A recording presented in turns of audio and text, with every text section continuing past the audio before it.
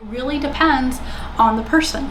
They're willing to commit to themselves, how much they ultimately love themselves. I will tell you that somebody that truly loves themselves will make choices for their health and their body completely different than somebody that does not.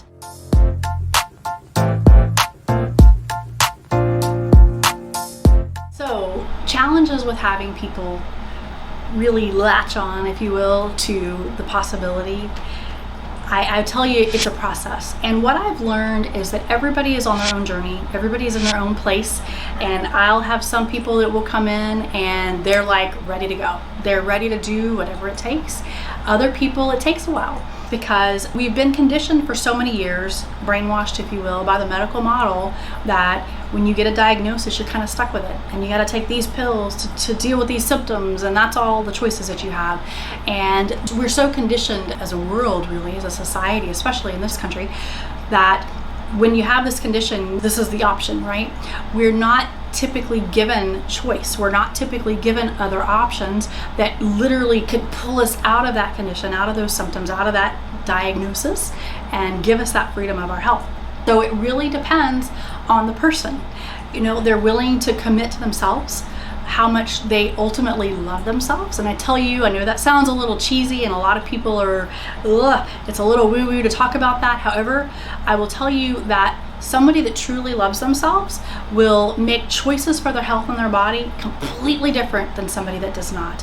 And it's interesting, I was thinking of a friend of mine, this was probably 25 years ago, and I remember, he went to the gym regularly, he took care of himself, and I remember he had a rule for himself that he absolutely would never eat fast food.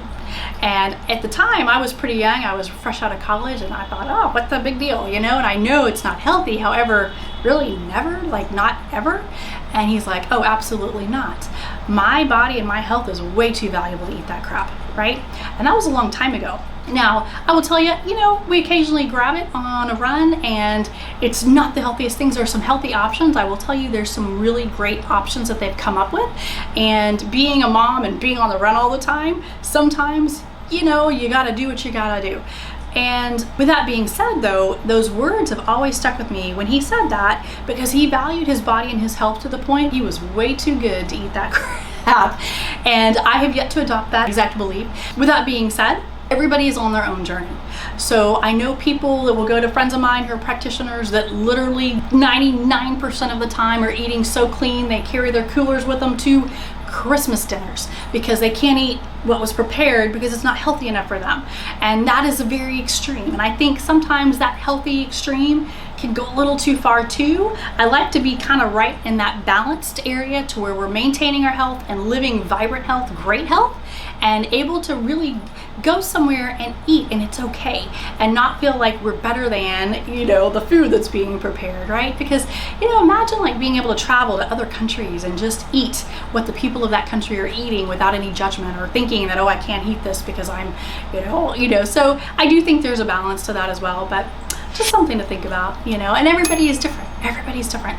A lot of times when my patients that have gone to some of these practitioners that are so extreme with their health, which is amazing, which is great, right? However, the patient, they can't maintain it. And then they also start having feelings of like, wow, I can't do it their way. I can't do it that well. So therefore they don't want to do it at all, versus making it manageable for everybody.